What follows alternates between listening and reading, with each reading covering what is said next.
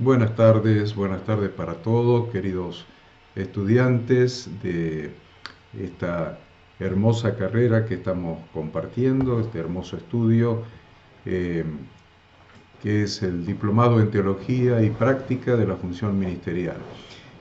Eh, Hemos llegado a la octava materia, que eran las 8 materias que habíamos comprometido desde que comenzamos este estudio el año pasado, creo que fue por marzo del año pasado. Bueno, finalmente llegamos a la octava materia.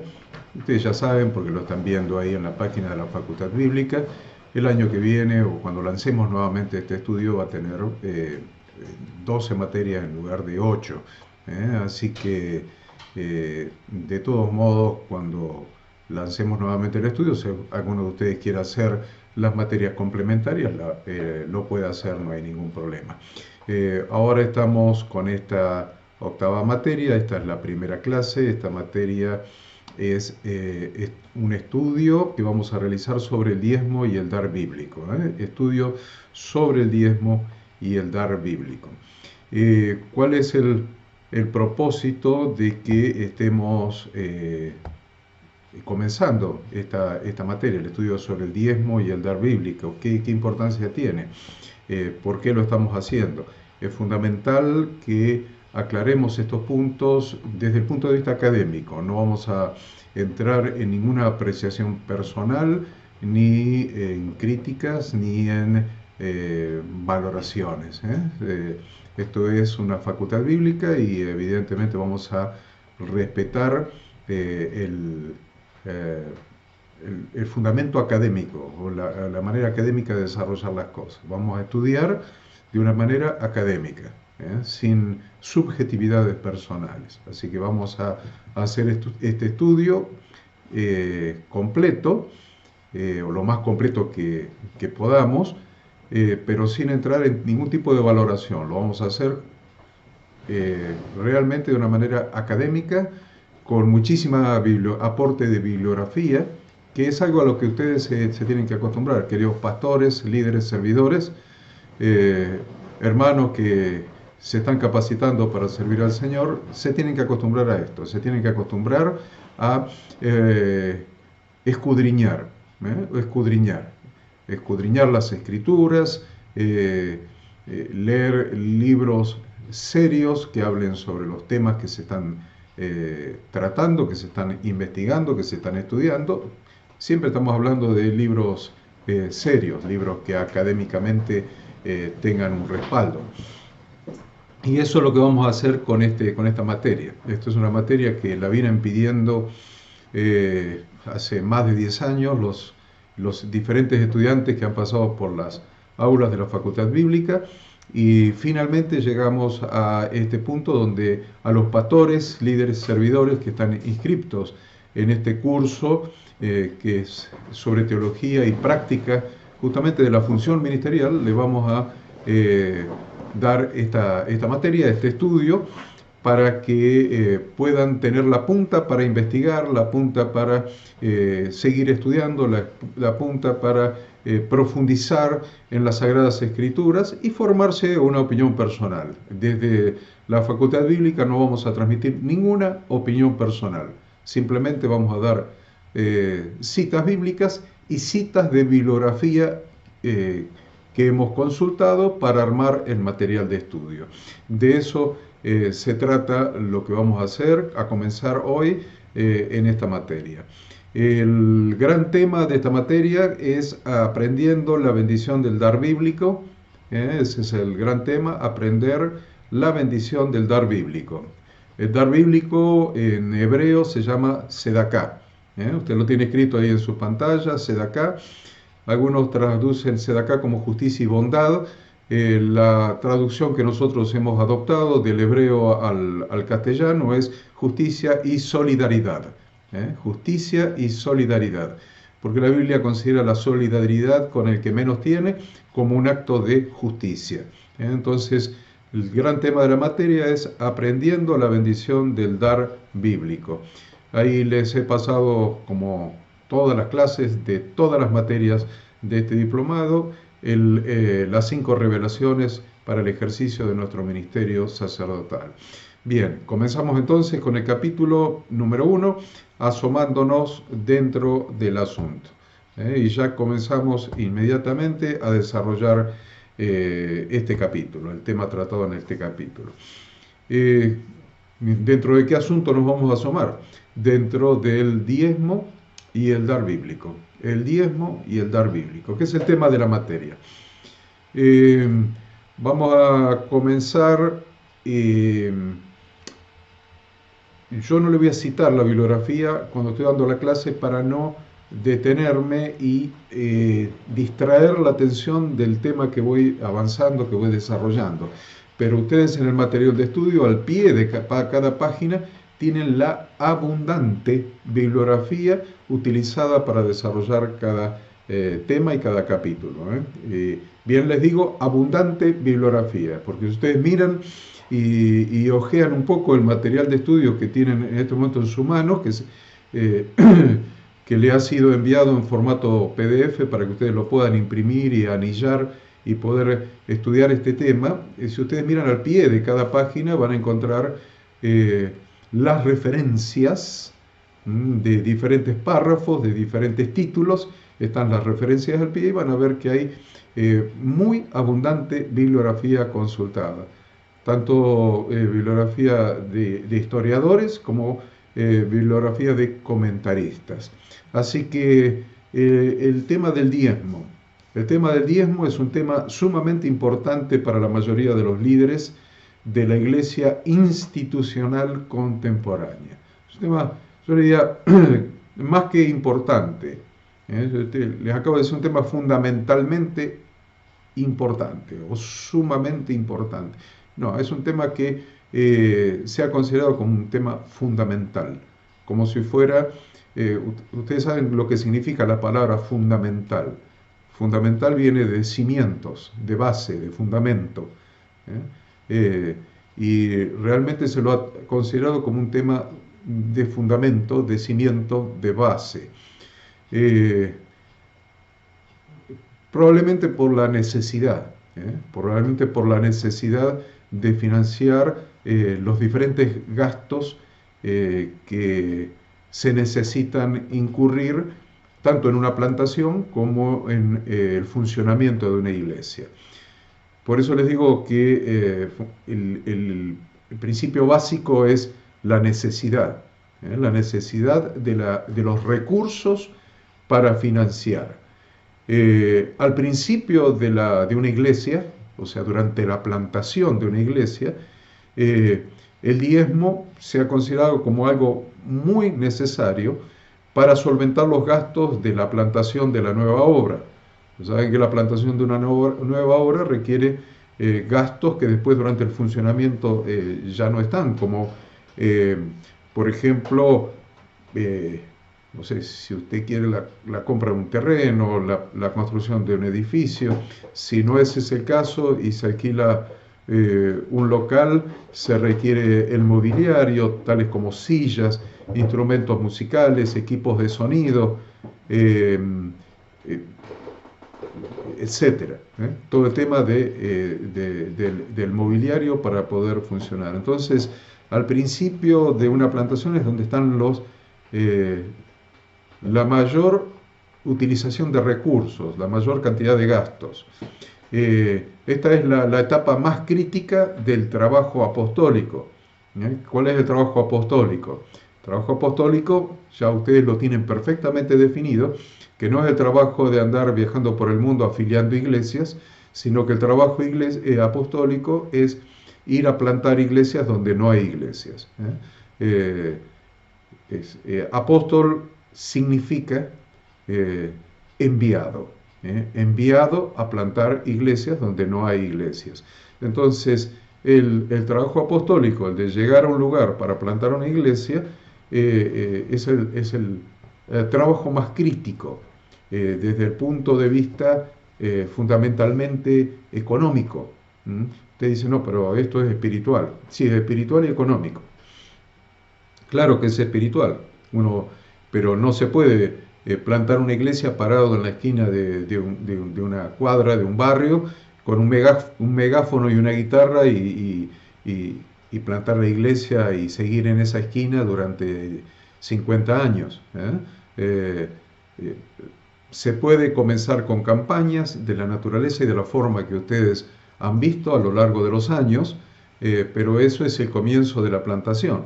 Es el comienzo de la plantación, ni siquiera es la culminación de la plantación. Requiere gran esfuerzo, tanto evangelístico como económico. La plantación de la iglesia requiere esfuerzo evangelístico y económico. Entonces, sin duda que esto es un aspecto importante donde se requiere el aporte de los miembros no sé tanto si de una iglesia que se está plantando o los miembros de la iglesia madre que estaría apoyando esta nueva plantación. Luego, durante el funcionamiento de la iglesia ya plantada, comienza a funcionar, una iglesia local sin recursos financieros estaría imposibilitada de atender las necesidades mínimas, por ejemplo, de sus miembros más pobres. Y ya les estoy diciendo, estoy comenzando por el principio. El principio no es comenzar con el salario del clero. El principio es comenzar por como yo estoy comenzando a enseñárselo. Cuando alguien funda una nueva empresa, supongamos una pequeña industria, de ninguna manera los fundadores están pensando en su propio salario. Están pensando en otra cosa, están pensando en que la empresa funcione. Están pensando en el desarrollo, en la provisión de bienes de capital, en la provisión de materia prima. Están pensando en la producción y que la empresa funcione. Nadie que se pone a plantar una nueva empresa, una pequeña industria, está pensando en cuánto dinero va a ganar. Entonces, el orden en la iglesia a veces se ha invertido, o sea, ha comenzado por el salario del clero. Sin embargo, yo ya les estoy estableciendo el orden. ¿Cuáles son los gastos primarios que se necesitan en la plantación de una nueva iglesia? Y segundo, cuando empieza a funcionar, la iglesia local necesita recursos financieros para atender las necesidades mínimas de sus miembros más pobres. Tienen la segunda prioridad. En ningún momento hablé de un salario de clero. Estoy hablando de atender las necesidades mínimas de sus miembros más pobres. Por ejemplo, ayuda para medicamentos, ayuda para alimentos, viáticos, compra de Biblias, material de estudio, fotocopias, etc. Ahí tienen otra batería de cosas necesarias que insumen recursos financieros. Cuando las iglesias han crecido en número de miembros y se han institucionalizado, muchas de ellas inclusive transformándose en denominaciones, lejos de menguar la necesidad del ingreso de diezmos, la necesidad continúa. Tal vez la aplicación de los recursos sea otra que al principio, pero la necesidad financiera continúa. Las denominaciones cristianas que logran que sus miembros entreguen un 10% de sus ingresos totales pueden crear fuerzas muy poderosas, más allá de su fortaleza en número de miembros. Hemos conocido, tal vez no tanto en nuestro país, sino en el primer mundo, tal vez en América del Norte, ministerios muy poderosos, económicamente muy poderosos, que han llegado inclusive con ayuda a continentes enteros como África o la India o cosas por el estilo. Entonces, cuando las iglesias logran ese aporte regular del 10% de los ingresos de los miembros, pueden convertirse en organizaciones muy poderosas desde el punto de vista económico. Hasta ahora le estoy hablando de todas cosas positivas, no estoy diciendo nada negativo. Es muy importante el enfoque que le estoy dando para que usted vaya siguiendo el razonamiento.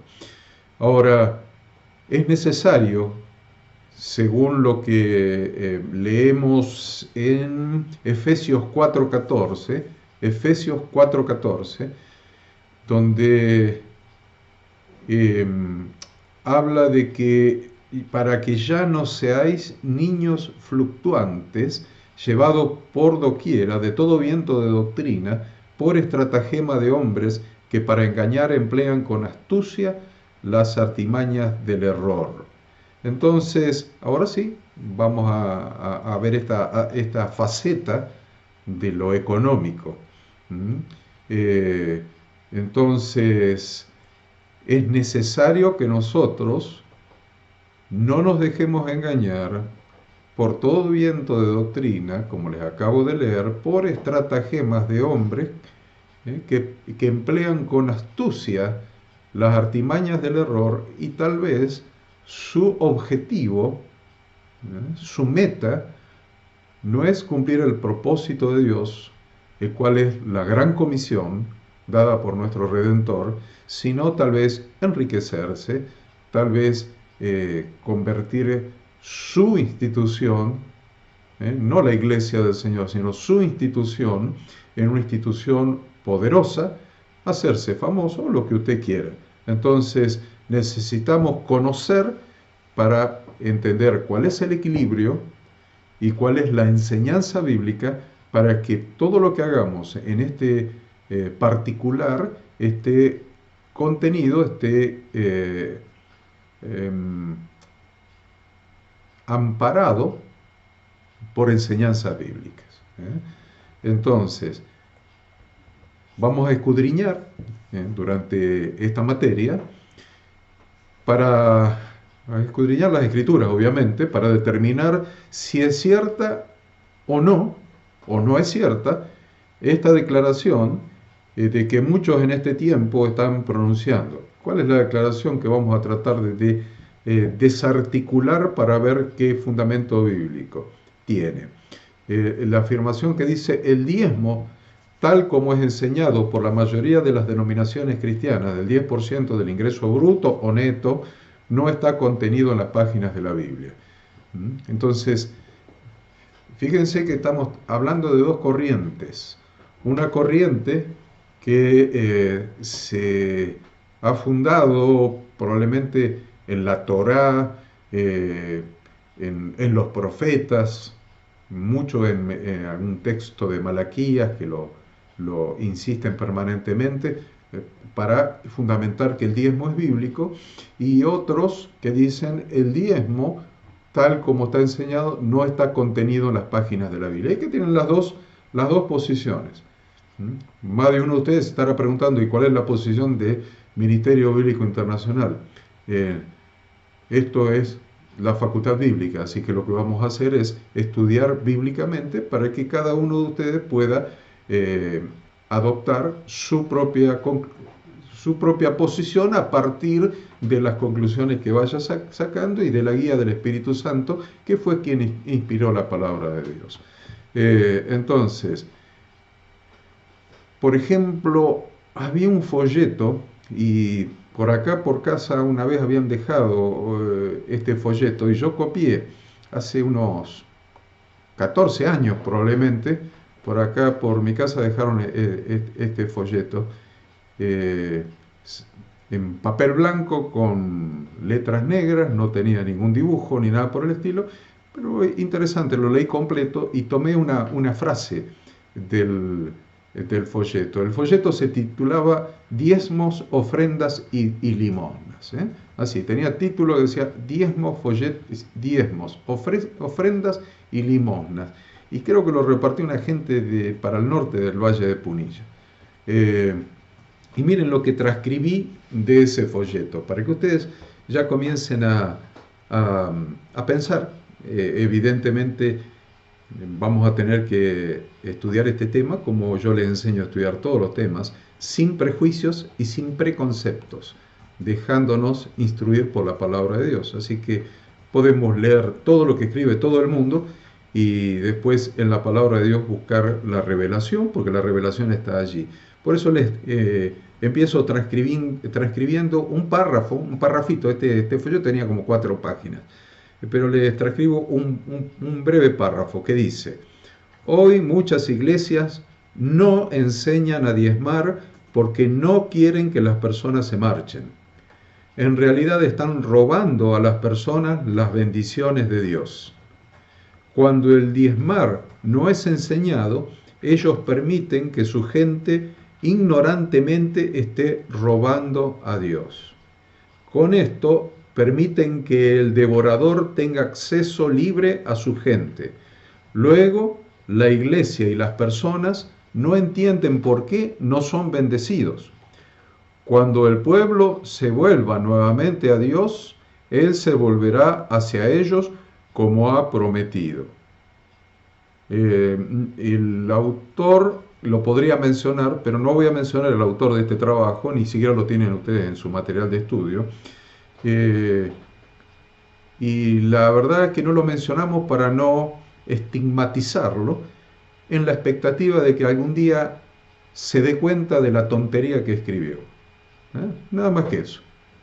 Esperamos que algún día el que escribió semejante tontería en un papel y lo anduvo repartiendo, se dé cuenta algún día que lo que escribió es verdaderamente una tontería enorme, una incongruencia absoluta, principalmente en relación con lo que enseña las Sagradas Escrituras. Sin embargo, en este pequeño párrafo, este hombre hizo pecados muy graves. Nada más que miren, no le estoy hablando de las 4 páginas, estoy hablando de un párrafo. Solamente en este párrafo, este hombre, la persona que escribió esto, maldijo y condenó al devorador a congregaciones enteras que no diezman. ¿Qué les parece? Usted lo tiene en su material de estudio, léalo de vuelta. A ver, este hombre maldijo y condenó al devorador, a Satanás, a congregaciones enteras que no diezman. Dice que mientras la gente no diezma, han vuelto sus espaldas a Dios y Él no puede bendecirlos porque están robando a Dios. Es vergonzoso, hasta decirlo para enseñarlo molesta, a mí por lo menos me molesta. Aún diciéndoselo a ustedes para enseñar, para introducir esta materia, aún diciéndolo como un método pedagógico o didáctico, me molesta profundamente. Me molesta leer que alguien pueda decir que alguien que no diezma está robando a Dios. El folleto citado es típico de publicaciones similares. Todas esas publicaciones se refieren al mismo manojo de versículos en las Escrituras para justificar su posición. Vino un día un pastor, un gran amigo, no me acuerdo de qué denominación, pero un gran amigo, y me trajo una carpeta que todavía la debo tener por ahí si es que no la quemé, porque nunca más la vino a buscar, la debo haber quemado. Una carpeta donde tenía un estudio en la misma dirección, y donde hablaba de que la gente que no diezmaba estaba robando a Dios, entonces caía bajo maldición y qué sé yo cuántas tonterías más. Entonces, usaremos este ejemplo de cómo usan las Escrituras para apoyar su punto de vista, y mostraremos que no solamente sacan las Escrituras fuera de contexto, sino que estos versículos fuera de contexto no apoyan la enseñanza del diezmo como el 10% de los ingresos. Dicen que usan la Biblia para apoyar sus estudios, sus publicaciones, sus cosas, y realmente nosotros vamos a estudiar en profundidad y van a ver que no tiene nada que ver lo que ellos dicen con lo que dice la Biblia. Entonces vamos a buscar una posición bíblica correcta, sana y equilibrada para entender qué es lo que enseñan las Escrituras. Entonces, ¿cómo vamos a hacer eso? Vamos a empezar estudiando la historia del diezmo en el Antiguo Testamento. Veremos también el punto de vista de la iglesia primitiva. Miren lo que vamos a hacer. La historia del diezmo en el Antiguo Testamento. Después vamos a estudiar el diezmo en la iglesia primitiva. Y vamos a concluir en una elaboración que a ustedes les va a permitir entender cuál es la posición correcta en relación con lo que enseñan las Sagradas Escrituras. De otro autor, que se llama Frank Viola, yo le dije que no le iba a decir los autores, perfecto, olviden, borren eso de su video, pero otro autor nos dice que refiere a un texto muy usado, que es Malaquías 3 del 8 al 10. Malaquías 3 del 8 al 10 dice: ¿robará el hombre a Dios? Pues vosotros me habéis robado. Y dijisteis: ¿en qué te hemos robado? En vuestros diezmos y ofrendas.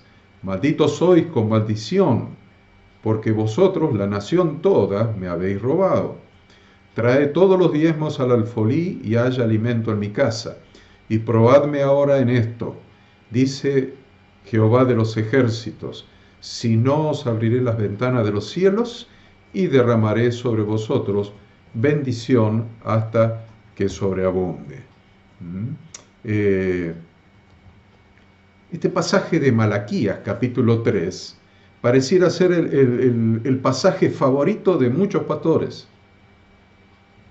especialmente cuando el dar de la iglesia ha decaído.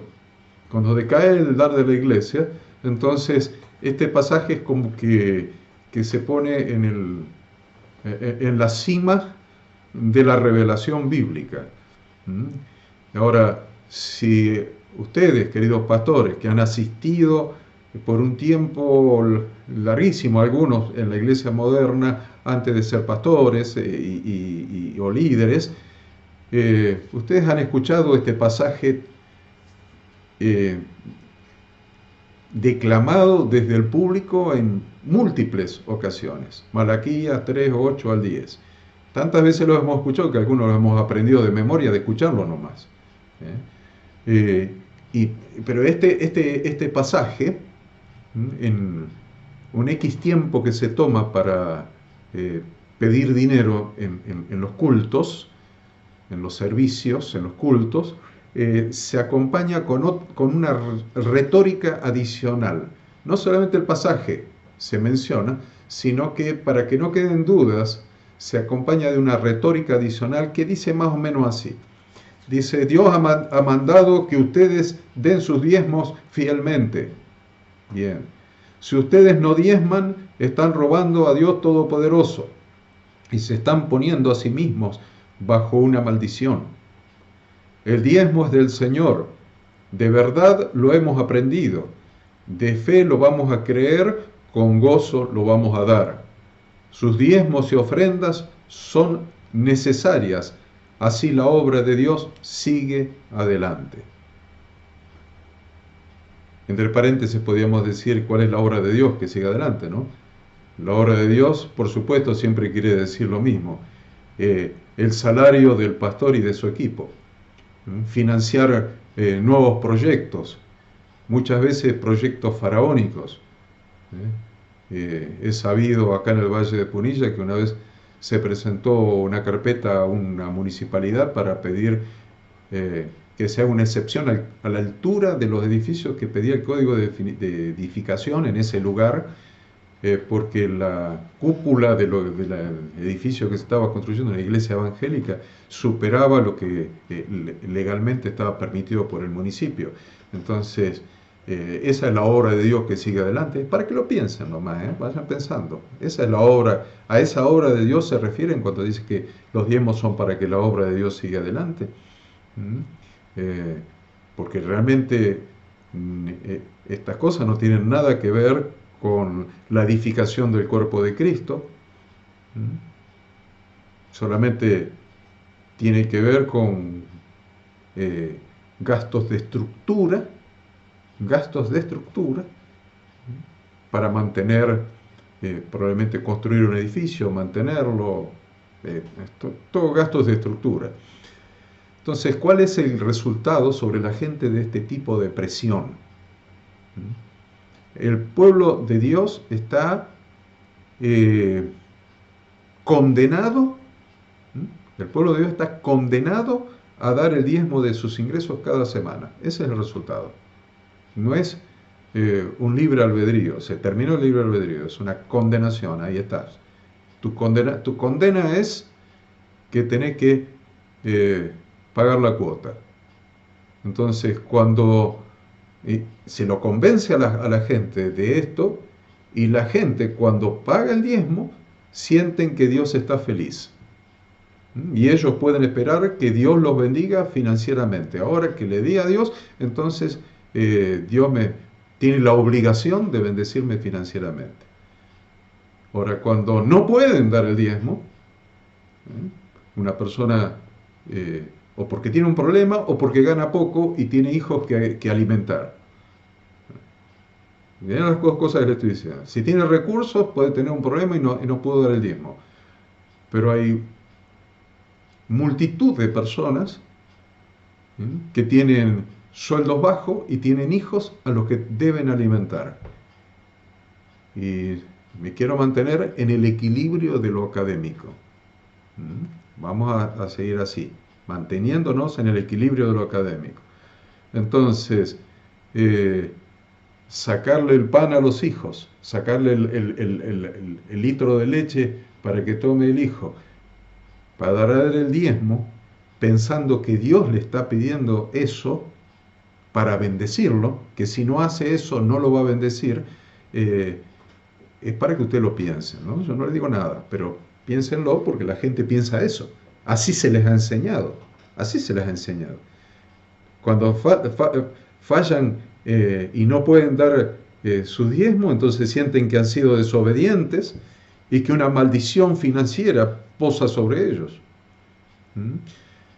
Entonces, demos unos pasos hacia atrás y hagamos las dos preguntas contundentes. Primero, ¿la Biblia nos enseña a diezmar? Primera pregunta que tenemos que contestar. Si no, estamos de más en este estudio. ¿La Biblia nos enseña a diezmar? Primera pregunta. Y segunda pregunta, ¿estamos obligados espiritualmente a patrocinar al pastor y a sus proyectos? Dos preguntas. ¿La Biblia nos enseña a diezmar? Primera pregunta. Segunda pregunta, ¿estamos obligados espiritualmente a financiar al pastor y a sus proyectos? Entonces, vamos a seguir avanzando a ver si podemos hallar la respuesta bíblica a esas dos preguntas. Yo les dije que les iba a mostrar en el Antiguo Testamento el diezmo, lo vamos a estudiar, no sé si esta clase o la que viene, y que después íbamos a hablar un poco también de el diezmo en la iglesia primitiva. No hablo de la iglesia neotestamentaria, La iglesia neotestamentaria es la iglesia del primer siglo, pero la iglesia primitiva continuó. Hay una iglesia del segundo siglo, del tercer siglo, y recién en el siglo IV, en el año 325, es cuando se hace el concilio de Nicea, presidido por el emperador romano Constantino, y emerge la iglesia cristiana, o la religión cristiana como religión oficial del Imperio Romano, un par de años antes, en el 317. Entonces, pero miren, un día aparece un hombre que se llama Cipriano. Cipriano nació en el año 200 de la era cristiana y murió en el 258, del 200 al 258. Y Cipriano, que vivió en ese periodo de tiempo, desde el 200 hasta el 258, fue el primer escritor cristiano que menciona la práctica de sostener financieramente al clero. hasta Cipriano nunca se había mencionado la práctica de sostener financieramente al clero. Cipriano razonó que igual como los levitas eran sostenidos por el diezmo, así el clero cristiano también debía ser sostenido por el diezmo. Pero se equivocó un poco Cipriano, se equivocó un poco, porque es un pensamiento totalmente descabellado, mal razonado, porque en la actualidad decir que los pastores somos descendientes de Leví, uno de los 12 hijos de Israel, es un poco atrevido, ¿no? Es decir, yo como pastor soy descendiente de Leví. Ni un judío le puede decir hoy día quién es descendiente de Leví, porque los registros que estaban en el templo cuando se destruyó en el año 70 de la era común el templo, se quemaron los registros, o sea que en la actualidad es bastante difícil determinar quién es descendiente de quién. Sin embargo, los pastores que no tenemos ni media, que algunos de nosotros no tenemos ni una gota de sangre judía, resulta que para el diezmo somos descendientes de Leví. Eso es transformarnos en impostores y mentirosos. Ahí está la maldición de Dios. Esa es la maldición de Dios. Eso es pecado. Entonces, y encima, ahora que, según la declaración de la renovación del pacto, que renueva la intención original de Dios, cuando dijo, si ustedes dieren oído a mi voz y guardan mi pacto, seréis para mí un especial tesoro, un reino de sacerdotes y gente santa. Y eso no se cumplió en el Antiguo Testamento por el becerro de oro. Y entonces, en lugar de un reino de sacerdotes, Dios eligió una tribu, la de Leví, y dentro de la tribu de Leví a los descendientes de Aarón para que sean sus sacerdotes, pero la intención de Dios era que todo el pueblo fueran sacerdotes, y eso se empieza a cumplir el día de Pentecostés del año 30 de la era común, de Hechos capítulo 2. Quiere decir que actualmente todos los creyentes somos sacerdotes en ejercicio. Entonces, si el sacerdocio demanda un diezmo, todos los cristianos deberían diezmarse unos a otros, porque todos somos sacerdotes. Entonces, fíjense, primero, no somos descendientes de Leví, y como somos todos sacerdotes, deberíamos hacer un intercambio de diezmo, no sé qué cosa. A ver, les explico lo que yo hice una vez, que les creó conflicto a muchos, les creó conflicto a muchos. Tal vez algunos de ustedes que no estuvieron en esa reunión no lo sepan, pero los que sí estuvieron se deben acordar de esto. En una reunión unida de todas las iglesias del Ministerio Bíblico Internacional que se realizó hace unos cuantos años, en un hotel céntrico de Córdoba capital, yo expliqué esta verdad bíblica, la expliqué. Y en el momento de las ofrendas, pedí a cada uno que preparara su mayor ofrenda. Como dicen algunos pastores, el billete más grande. Perfecto. Ahí en un acto de fe, todos sacaron el billete más grande. Entonces, luego que tenían el billete más grande en la mano, les dije que cada hermano diera su dinero al sacerdote de Dios que estaba a su lado. Porque todos somos sacerdotes, según la Escritura. Entonces, cuando tenía el billete más grande, déselo al sacerdote que tiene a su lado. Y todos empezaron a dar el dinero al sacerdote que tenían al lado. Los resultados obtenidos fueron muy sorprendentes. Escuchen. Estos fueron los resultados obtenidos. Primero, el primer resultado fue que la mayoría se sintieron autocondenados porque no habían puesto sus ofrendas en el recipiente habitualmente destinado para eso. Porque el ponerlas en el recipiente les daba la sensación de que estaban dando para Dios. Primera consecuencia. la autocondenación, por no ponerlo en la cajita. Segunda consecuencia, los pastores que había en ese momento, que habría unos entre 12 y 15 pastores en la reunión esa amplia general, los pastores quedaron con la sensación de que el dinero se había desperdiciado porque no se había usado para pagar el alquiler del salón y los gastos derivados de la reunión, incluyendo la ofrenda para el pastor orador, que era yo. O sea, no hubo dinero para pagar el alquiler del salón del hotel, no hubo dinero para los gastos que demandó la reunión, ni siquiera para darme una ofrenda a mí, que fui el pastor que predicó. Y entonces se sintieron mal. La tercera cosa es que algún hermano comentó que consideraba que lo que le había dado al hermano beneficiario de su ofrenda había sido demasiado. Y me acuerdo perfectamente. Fue un revuelo. Esto trajo cola que duró varios meses. ¿Qué es lo que dice? Yo al sacerdote que estaba al lado mío, al hermano, yo le di X cantidad de plata, muchísimo, el billete más grande.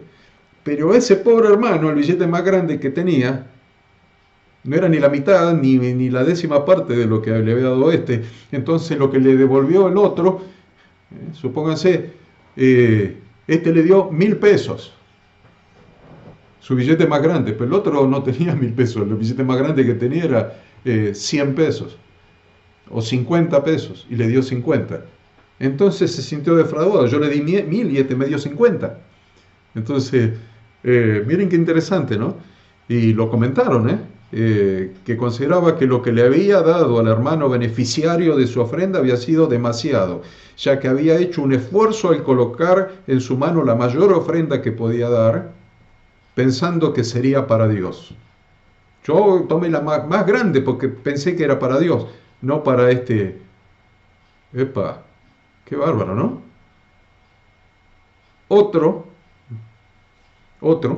dijo que él no pensaba dar nada, pero para no quedar en evidencia, ya que todos daban a alguien, tuvo que dar. A ver, más todavía. Otro dijo que ese modo de dar no era bíblico. Otro estaba muy feliz y agradecido porque ese dinero que había recibido era justo lo que necesitaba en ese momento y lo recibió como gracia de Dios. Y todas las alternativas. Y eso pasó y es real todo lo que le estoy diciendo. Nada está, de este ejemplo nada está inventado. Todo es real. Y más cosas todavía que no voy a mencionar. Pero la realidad que a mí más me impactó fue que muchos terminaron bastante enojados conmigo por haber hecho la barbaridad de salirme de las tradiciones de la iglesia evangélica, sin considerar siquiera por un momento si eso estaba ajustado o no a las enseñanzas de las Sagradas Escrituras. Interesante, ¿no? Pero lo más llamativo fue que para la mayoría de los pastores presentes, aún sin decirlo, esto resultaba ser algo peligroso, porque los hermanos podían darse cuenta que el dinero que ponen en la iglesia, bíblicamente, no se lo están dando a Dios, sino al cuerpo del que ellos mismos son miembros, lo que los hace responsables de su correcta administración, porque de su mayordomía un día van a tener que dar cuenta al Señor. Eso de que se lo di a Dios, lo puse en la cajita y se lo di a Dios, y que ellos se hagan responsables de cómo lo administran delante de Dios, porque yo se lo di a Dios, eso es mentira. Nadie le dio nada a Dios. Nadie le dio nada a Dios. Olvídese de se lo di a Dios. Eso no existe. Dios no necesita ni un centavo de nadie, porque de Jehová es la tierra y su plenitud, el mundo y los que en él habitan. O sea que Dios no necesita nada de nadie. A lo sumo el cuerpo es el que necesita el dinero para funcionar. O sea, no se lo di a Dios, se lo di al cuerpo para ayudarlo a funcionar, al cuerpo del que soy parte. Y soy responsable de que funcione, por eso lo pongo ahí. Doy la guita ahí, doy el dinero ahí, al cuerpo del que soy parte y soy responsable de que pueda funcionar. Entonces, la vieja excusa de que le di el dinero a Dios, eso es directa, lisa y llanamente una mentira. Eso es una mentira absoluta. ¿Mm?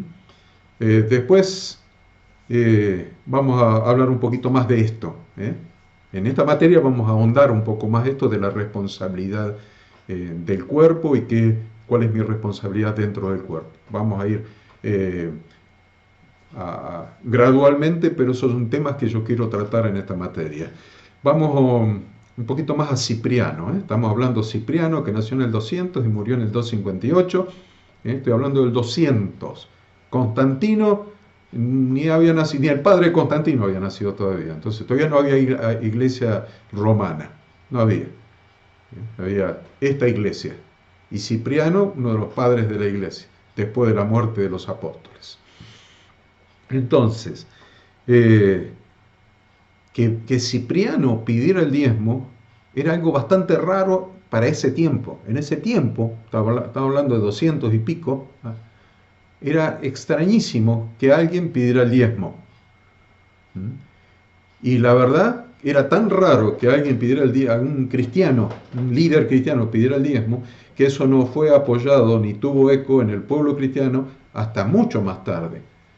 Además de Cipriano, ningún escritor cristiano antes de Constantino jamás utilizaba las referencias del Antiguo Testamento para pedir el diezmo.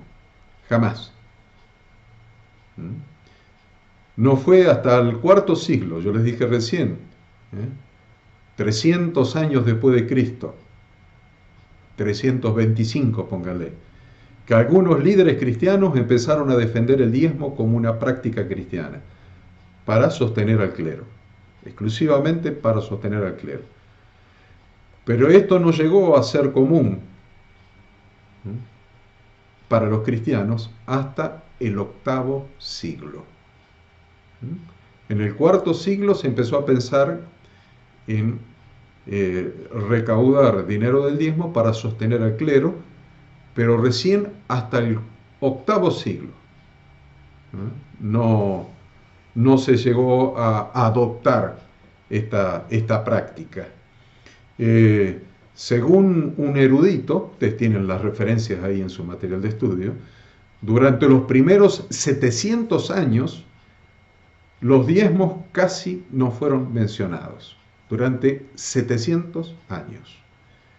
Entonces, trazar la historia del diezmo cristiano es un ejercicio fascinante, es un ejercicio muy interesante, como estudio, como investigación, es muy interesante. El diezmo evolucionó desde el Estado hacia la Iglesia, no desde la Iglesia hacia el Estado.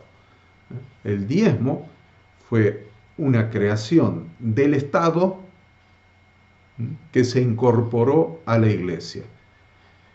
Dar un diezmo de la producción de uno era el cobro del alquiler por las tierras que eran dadas en arriendo en la Europa occidental. ¿Qué quiere decir eso? En Europa, los señores feudales eran dueños de la tierra. Ustedes no se imaginan, ni yo tampoco, un señor feudal con una pala y un rastrillo, cultivando la tierra. Entonces los señores feudales, que eran dueños de la tierra, daban a la gente que trabajaba la tierra las parcelas para que las hicieran producir, y el cobro del alquiler era el 10%. Esa era la costumbre en toda Europa. El cobro del alquiler a quienes trabajaban la tierra era el 10%. Pero ¿qué pasó? La iglesia, y ustedes quienes estudian la historia de la iglesia, a medida que pasaban los años, la iglesia se fue quedando, la iglesia romana se fue quedando con la propiedad de las tierras. Cada vez más las tierras pasaban a manos de la iglesia. Prácticamente todas las tierras de la Europa occidental, pasaron a manos de la iglesia. Entonces, el alquiler del 10% por la explotación de la tierra, de los trabajadores de la tierra, ese alquiler pasó a la iglesia, que eran los nuevos dueños de las tierras de Europa. Eh, entonces, esto resultó en que se le terminó dando un significado nuevo. Porque antes era para el señor feudal, acá ahora es para la iglesia. Entonces hubo que resignificar el cobro de un 10% del alquiler de la tierra. Significarlo, darle una justificación de alguna manera. Entonces, ahí es donde comenzó ese 10% por el arriendo de la tierra a ser identificado como el diezmo levítico. Buscaron, y ¿qué quieren enterarse? Fueron a la Torá. Y lo identificaron con el diezmo levítico. Por consiguiente, el diezmo cristiano, como una institución, estaba basado en una fusión de una práctica de la Torá y del paganismo, de una institución pagana, como es el Estado, como es el feudalismo. Entonces, fusionaron la Torá con el feudalismo y sacaron ahí la práctica del diezmo. Por el siglo VIII, el diezmo llegó a ser un requisito legal en muchas áreas de la Europa occidental. Siglo VIII. Y para el fin del décimo siglo, había menguado la distinción del diezmo como un cobro de alquiler por las tierras o un requerimiento moral religioso apoyado en el Antiguo Testamento. Ya entró la confusión. ¿Es alquiler de la tierra o es un mandato moral del Antiguo Testamento? Y el diezmo, por el final del siglo X, empezó a ser obligatorio en toda la Europa occidental. ¿Escuchan? Final del siglo X empezó a ser obligatorio en toda la Europa cristiana. Por decirlo de otra manera, antes del VIII siglo, el diezmo era un acto voluntario. Antes del VIII siglo, en la iglesia, el diezmo era un acto, una ofrenda voluntaria. Pero para el fin del X siglo, esto se había vuelto un requerimiento legal para sostener a la Iglesia Católica estatal. Requerimiento legal para sostener a la Iglesia Católica estatal, demandado por el clero y puesto en vigor por las autoridades seculares como un impuesto, porque no lo cobraba la Iglesia Católica. Era una imposición de la Iglesia Católica, pero era cobrado por los municipios, por las autoridades civiles, recaudaban para la Iglesia Católica. Algo interesante cuando ustedes estudian la historia del cristianismo. Hay muchos libros muy buenos sobre la historia del cristianismo y les va a gustar, les va a parecer interesante y van a entender muchas de estas cosas. Dichosamente, la mayoría de las iglesias modernas han dejado la práctica del diezmo como un requisito legal.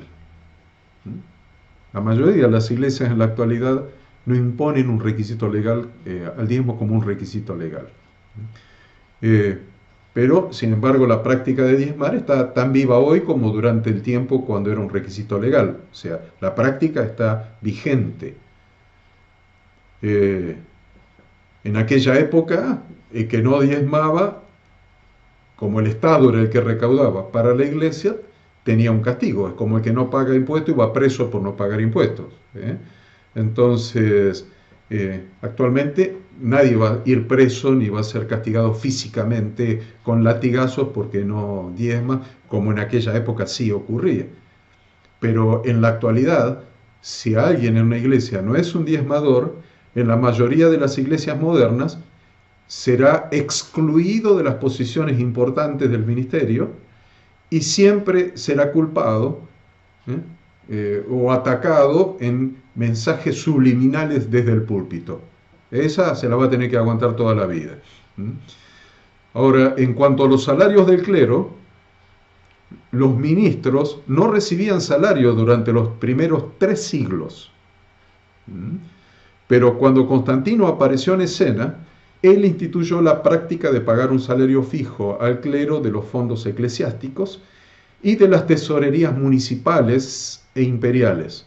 O sea, no solamente se pagaba un salario al clero en el Imperio Romano de los fondos de la Iglesia, sino que el mismo imperio, de su propia tesorería, estableció un salario para lo que serían los pastores de la época, que en esa época se llamaban obispos. Entonces, ese fue exactamente el nacimiento del salario del clero, que es una práctica que no se encuentra en el Nuevo Testamento. Entonces, ¿cuál es la práctica del Nuevo Testamento? ¿Cómo es la práctica del Nuevo Testamento? Cosa que es muy importante. La práctica del Nuevo Testamento, siempre el Nuevo Testamento presenta una visión de liderazgo compartido. Lógicamente, si una persona tiene que liderar una iglesia con 100 miembros, con 150 miembros, con 200 miembros, una sola persona, pobre tipo va a tener que trabajar de la mañana hasta la noche, todos los días de la semana, para atender las necesidades de esa congregación. Una congregación de 100 personas va a tener que trabajar todos los días, no de lunes a viernes, de domingo a viernes, y va a descansar el Shabbat y después empieza el domingo a viernes. No, va a tener que trabajar Shabbat y no Shabbat, y todos los días va a tener que trabajar para atender a la iglesia. Entonces nadie puede decir que esa persona que está dedicando su vida a ese trabajo, los hijos no merecen comer, que no merece vestirse, que no merece tener una casa, que no merece mandar los chicos a la escuela. ¿Me entienden? Pero eso no es la figura del Nuevo Testamento. La figura del Nuevo Testamento no es una persona ocupándose de todo. La figura del Nuevo Testamento es una visión del liderazgo compartido. A lo largo de todo el Nuevo Testamento descubrimos que los apóstoles siempre establecieron un liderazgo plural dentro de las asambleas que habían fundado. Lucas, cuando escribe la historia en Hechos de los Apóstoles, nos relata que los apóstoles constituyeron ancianos, plural, en cada iglesia, Hechos 14:23, y constituyeron ancianos en cada iglesia, y habiendo orado con ayunos, los encomendaron al Señor en quien habían creído. De Hechos 14:23. Cuando Pablo, ya en su último viaje, pasa por Mileto y envía a llamar a Éfeso, al liderazgo de la iglesia de Éfeso, hace llamar a los ancianos, en plural. Hechos 20:17, enviando pues desde Mileto a Éfeso, hizo llamar a los ancianos de la iglesia. Siempre está en plural. Por ejemplo, cuando Pablo escribe a la iglesia de Filipos, saludó a los santos con los obispos, plural, que estaban presentes. A ver, Filipenses 1:1 y 2. Pablo y Timoteo, siervos de Jesucristo, a todos los santos en Cristo Jesús que están en Filipos, con los obispos. Había un pastorado plural, los obispos y diáconos, gracia y paz a vosotros de Dios nuestro Padre y del Señor Jesucristo. Finalmente Santiago, Jacobo, requirió a los enfermos a que llamen a los ancianos de la iglesia. ¿Se acuerdan? Es un texto que usamos muchísimo cuando vamos a la casa de alguien a ungirlo con aceite para orar por su sanidad. Santiago 5:14 dice: ¿está alguno enfermo entre vosotros? Llame a los ancianos de la iglesia y oren por él, ungiéndolo con aceite en el nombre del Señor. Ahí ustedes en su material de estudio tienen una gran, enorme cantidad de textos donde pueden ver esta pluralidad en el pastorado de las iglesias. Entonces, en todos esos pasajes que yo referencio allí, ustedes encontrarán que la Biblia demuestra sólidamente que las iglesias primitivas eran supervisadas por una pluralidad de líderes, ancianos, contrapuesta a un líder único, ya sea un cura, un pastor, un sacerdote, un obispo. Aquellos que señalan a que para justificar que hay un cura, un pastor, un sacerdote, un obispo, uno solo, no lo encuentran en el Nuevo Testamento, entonces tienen que ir a la Torá y a los profetas, a los libros históricos, se van al Antiguo Testamento.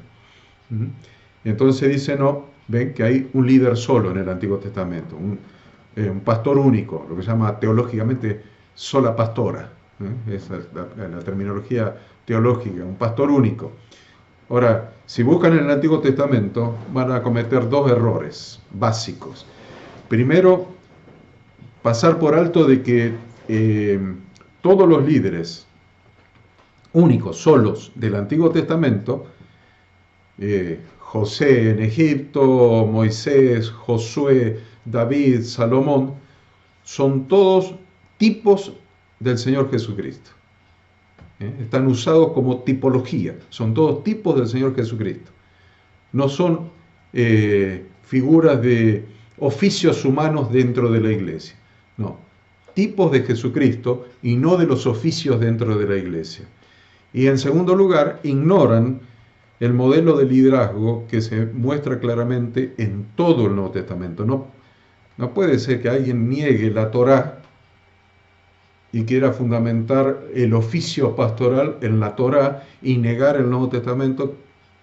Es una ensalada. Lo que hay realmente hoy día en la iglesia tradicional es una verdadera ensalada. Le voy a leer algo que dijo Watchman Nee. Watchman Nee, ahí les doy el libro de referencia, pero lo quiero leer porque vamos a usar mucha bibliografía y me encanta que usemos bibliografía y que usted aprenda a usar bibliografía. A ver, dice Watchman Nee, por lo general, la primera pregunta que se hace con respecto a una iglesia es ¿quién es el ministro? Una iglesia allá, hay una iglesia allá, ¿quién es el pastor? Lo primero que se pregunta, ¿la iglesia de quién es? El concepto que tiene en la mente el que pregunta es el siguiente, ¿quién es el hombre responsable de ministrar y administrar las cosas espirituales en la iglesia? El sistema clerical de administración de la iglesia es sumamente popular, pero todo este concepto es ajeno a las Escrituras, donde vemos que la responsabilidad para la iglesia está encomendada a los ancianos, no a ministros como tales, y los ancianos solo hacen supervisión de la obra de la iglesia, no la realizan en interés de los hermanos. Si en un grupo de creyentes el ministro es activo y los miembros de la iglesia son todos pasivos, entonces ese grupo es una misión, no es una iglesia. En una iglesia todos los miembros son activos. Dios determinó que todo cristiano sea un obrero cristiano y Él constituyó a algunos a que asuman la supervisión de la obra para que la misma pueda ser realizada eficientemente.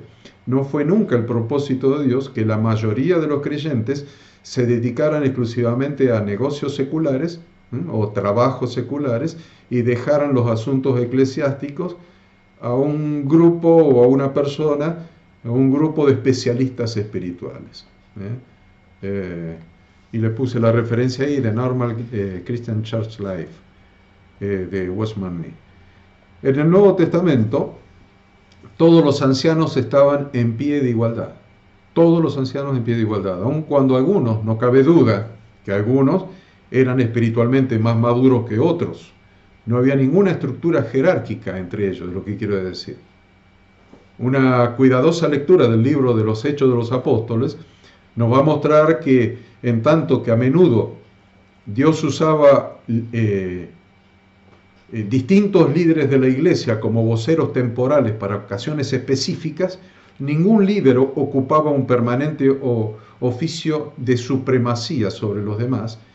Dicho de otra manera, la iglesia primitiva no escogía un hombre exclusivamente de entre el cuerpo de ancianos para elevarlo a una posición superior de autoridad.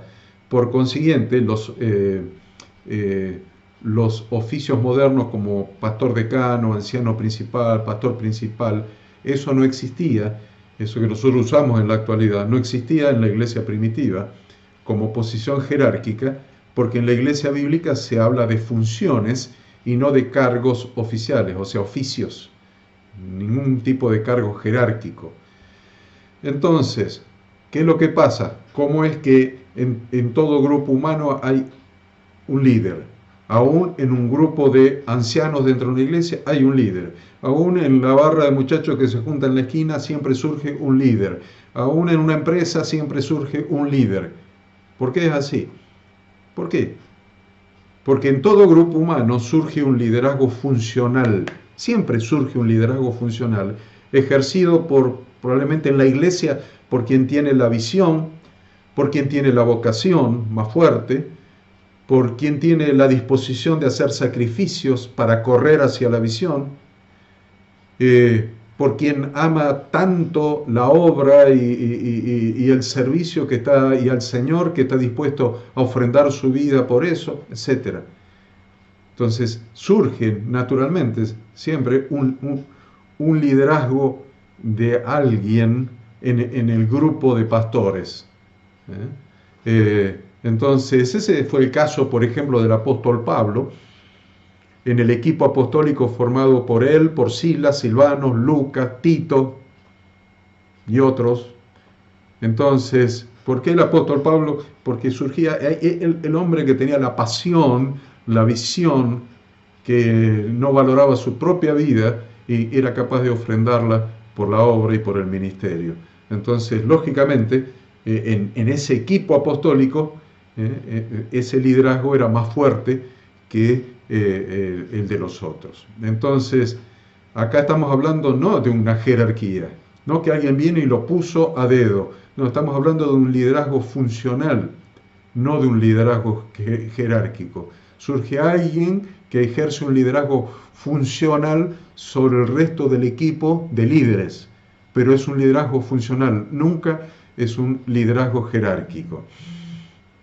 Entonces, el sistema de pastor único de nuestros días, de un pastor digitado y puesto porque alguien de la denominación vino y lo puso, eso es extraño al Nuevo Testamento.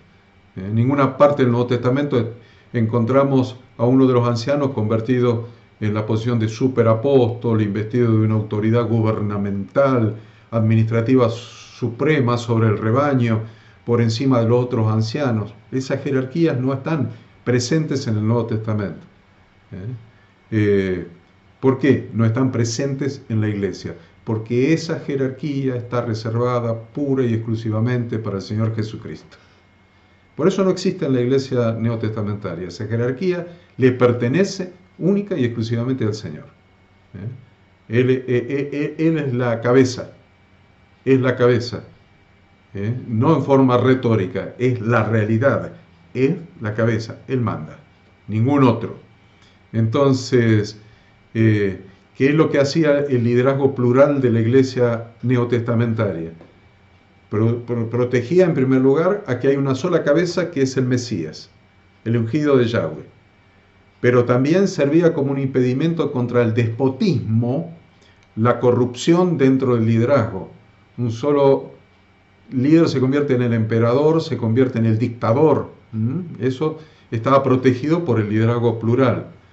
Y además provocaba una intensa responsabilidad de rendirse cuentas mutuamente entre los líderes. Bien que interesante que al haber varios líderes se comentan y se rinden cuentas mutuamente. Al respecto, Watchman Nee dice, y vamos al recreo, le leo esto de Watchman Nee y vamos al recreo. Dice, tener pastores en una iglesia es bíblico. Es bíblico. No es que tiene que haber pastores en la iglesia. Es bíblico, pero el sistema pastoral de hoy no es bíblico en absoluto, es un invento del hombre.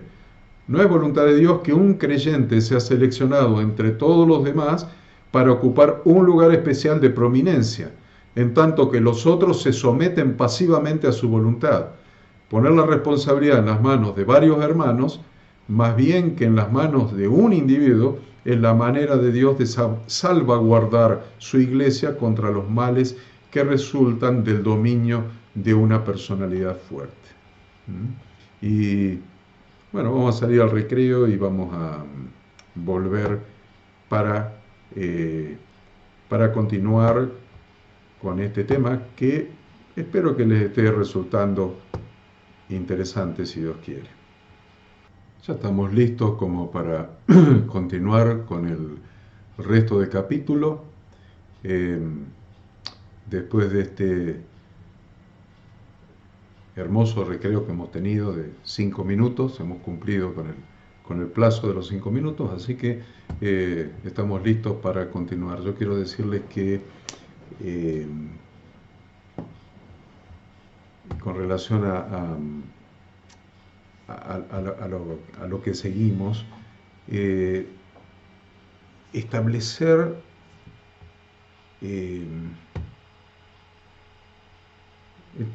establecer distinciones dentro de la iglesia entre jerarquías es totalmente antibíblico. Dentro de la iglesia no hay distinciones de jerarquía, porque no hay jerarquías definitivamente, hay funciones. Entonces, entender el pastorado como una jerarquía es totalmente antibíblico. Se debe entender al pastorado como una función dentro del cuerpo. Usted dice, pero la Biblia dice que hay que sujetarse a los pastores. Claro que sí, la autoridad pastoral es la autoridad que le da Dios a través de su Espíritu Santo al pastor para ejercer su función. Miren qué interesante, la autoridad pastoral es la autoridad que Dios le da a los pastores para ejercer su función. Entonces, es muy interesante que el pastorado es una función y la autoridad que tiene bíblicamente esa función pastoral es una autoridad funcional, es autoridad para ejercer esa función. Por ende, si está ejerciendo una función, es lógico que la congregación se sujete y obedezca a los pastores en los aspectos relacionados con el cumplimiento de su función pastoral. Esto es muy importante que lo entendamos porque la moderna dicotomía entre clero y laico, entre clerecía y laicado, es un concepto posbíblico que está desprovisto de toda aprobación bíblica en absoluto.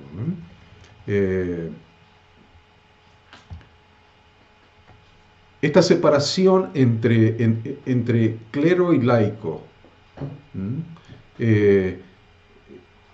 es inválida desde el punto de vista bíblico, es inválida, no tiene sustento, y además sirve como una molesta amenaza a lo que debe ser la iglesia y que constituye el objeto del llamado de Dios para ello, que es un cuerpo en funcionamiento, o lo que el pastor Martín Wessenack llamaba un organismo vivo.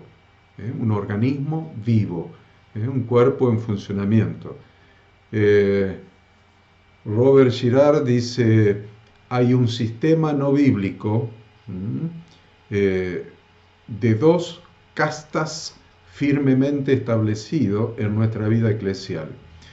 En este sistema de dos castas hay una casta de clérigos que está formada, llamada y pagada para que desempeñe el ministerio y se espera que lo haga.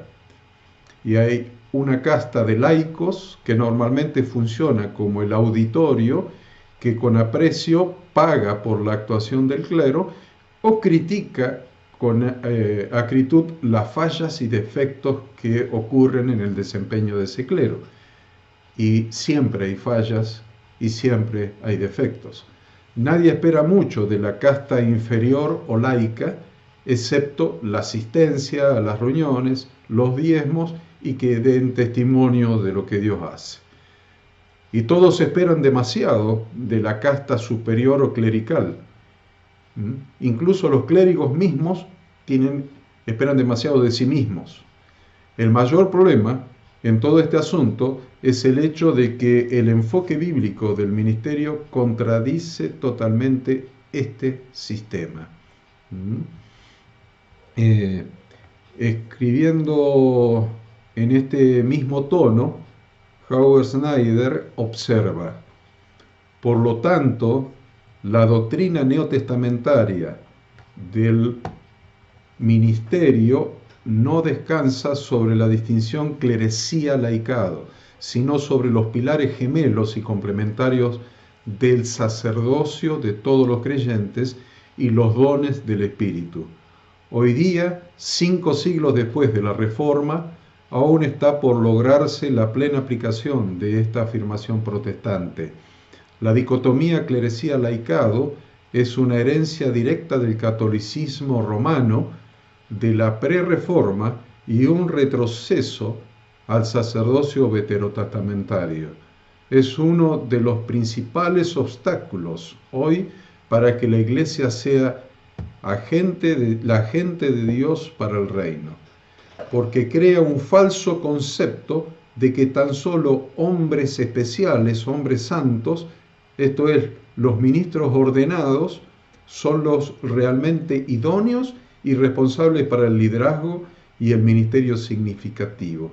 En el Nuevo Testamento hay distinciones funcionales entre diversas clases de ministerios, pero no existe ninguna división jerárquica entre clerecía y laicado. Es interesante ver los dones del Espíritu y cómo funciona el cuerpo, donde los miembros se ayudan mutuamente según la función de cada uno, pero en ningún lugar en el Nuevo Testamento hay una distinción entre clerecía y laicado. Por consiguiente, entonces, los ancianos neotestamentarios no eran líderes clericales, sino hermanos espiritualmente maduros, dados por el Espíritu Santo principalmente para salvaguardar el desarrollo espiritual de toda la congregación. En realidad ellos capacitaban a los santos a efectuar la labor del ministerio. Eso lo leemos en Efesios 4, 12 y 13. Ellos capacitaban al resto, a los santos, para que hagan la labor del ministerio y les enseñaban cómo debían funcionar en las reuniones eclesiales y cómo deberían funcionar en su vida entera, fuera de las reuniones también. Tenían cuidado en lo que respecta a los lobos espirituales, restringían a los excesivamente hiperactivos, alentaban a los pasivos, amonestaban a los desordenados, reprendían a los rebeldes y confortaban a los débiles. Y lo que es más, capacitaban a los santos para que proveyesen ese mismo ministerio en la iglesia. Todas esas citas bíblicas las tienen al pie. Tiene una serie de citas bíblicas que confirman todo lo que les acabo de decir, con un numerito, una referencia, y yo les puse al pie para que no tengan que buscar. Tienen al pie todas estas citas bíblicas, al pie de cada página. Entonces, en conclusión, los ancianos no monopolizaban el ministerio en las reuniones de la iglesia, ni alentaban la pasividad entre los miembros de la iglesia. Miren las dos cosas que les digo: monopolizar y alentar la pasividad. Eso es lo que se ve hoy en la iglesia cristiana tradicional.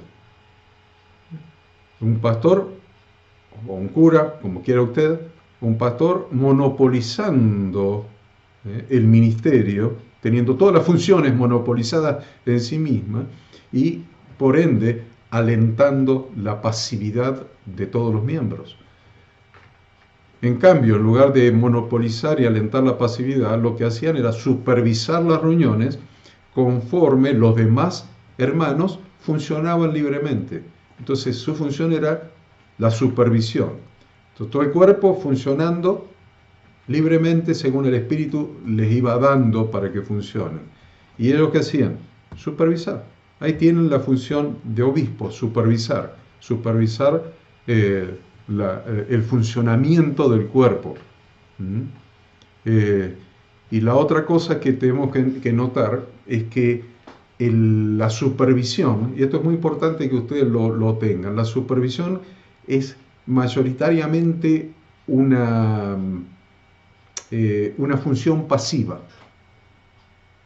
Los miembros del cuerpo están funcionando, cada uno según la función de cada uno, pero la supervisión es pasiva, está mirando y supervisando, equilibrando, poniendo orden cuando se desborda de alguna manera, conduciendo hacia un determinado lugar, pero el tema es, la supervisión siempre es pasiva, lo que es activo es el funcionamiento de los miembros del cuerpo.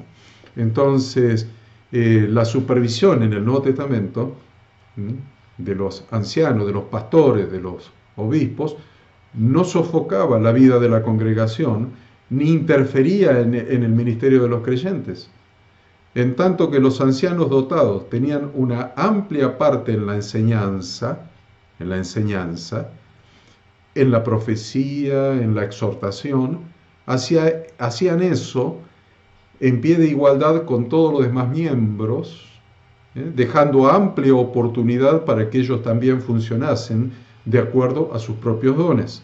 Por tanto, los ancianos actuaban como entrenadores de jugadores, capacitaban, entrenaban para que los miembros hagan la obra del ministerio. No eran monopolizadores de los dones, no eran monopolizadores de los dones del Espíritu. El liderazgo de la iglesia neotestamentaria funcionaba de todas estas maneras, sin usurpar los derechos reales de Jesucristo, que es la cabeza, es la que conduce, es la que da orden para que se muevan sus miembros, y sin imponer un dominio sobre el pueblo de Dios.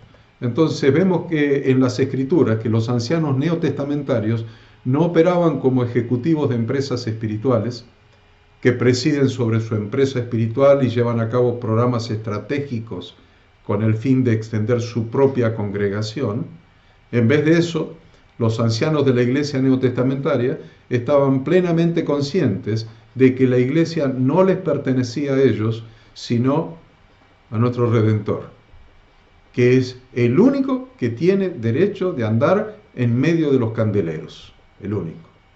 Por tanto, un anciano neotestamentario se achicaría indudablemente si alguien usara en relación a él su iglesia. ¿Cómo es tu iglesia? ¿Dónde está tu iglesia? ¿Dónde está tu congregación?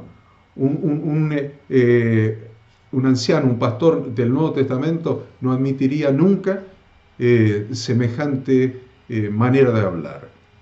Entonces, lo que estamos enseñando, no, por supuesto, no tiene como objetivo empañar el clero. Sin duda alguna, innumerables eclesiásticos, ministros, pastores, se han dedicado a su profesión, aunque sea una profesión, se han dedicado a su profesión con los más elevados motivos. Han tenido realmente un llamado. Lo que pasa es que no han sido orientados en el conocimiento del funcionamiento según las Escrituras, pero han tenido elevados motivos y muchos de ellos se la han arreglado para guardarse de los lazos carnales de su profesión. Entonces, el problema que estamos transmitiendo en esta parte del primer capítulo, que nos estamos poniendo en tema, para después poder seguir avanzando, esto es entrar en el tema. Por eso el capítulo se llama así, es adentrándonos en el tema. Nos estamos metiendo en tema, entonces no estamos hablando mal del clero o de los pastores como personas, o de los curas, de los pastores, de los obispos como personas. Porque el problema no está en estas personas que han sido llamados a servir. El problema está en el sistema eclesiástico que se ha apartado de las enseñanzas bíblicas, no en las personas que han tenido una vocación de servir, y muchos que yo conozco lo han hecho con enormes sacrificios y enorme dedicación, y aún negándose a sí mismo. No, el problema no está en las personas, el problema está en el sistema post-bíblico o no bíblico. Entonces, que ese sistema ha alejado el ministerio pastoral del concepto neotestamentario del liderazgo. Hay un concepto neotestamentario del liderazgo, pero el sistema ha alejado a los pastores de ese concepto neotestamentario, y necesitamos volver a eso. Y eso ha sido un impedimento para que las iglesias funcionen activamente. Y no solamente este sistema de liderazgo no bíblico, no neotestamentario, ha impedido el funcionamiento de los miembros del cuerpo, los miembros de la iglesia, sino que ha impedido fundamentalmente el liderazgo de Jesucristo como cabeza, porque le ha neutralizado a sus miembros. Al neutralizarle a los miembros, la cabeza no puede usar los miembros, están paralíticos, tiene un cuerpo paralítico, con una sola excepción, el pastor. John Sens dice: en tanto que la distinción de clerecía-laicado está arraigada y se da por sentado en los círculos religiosos, no se la puede encontrar en el Nuevo Testamento, debido a que en el Nuevo Testamento no se sabe nada de clerecía.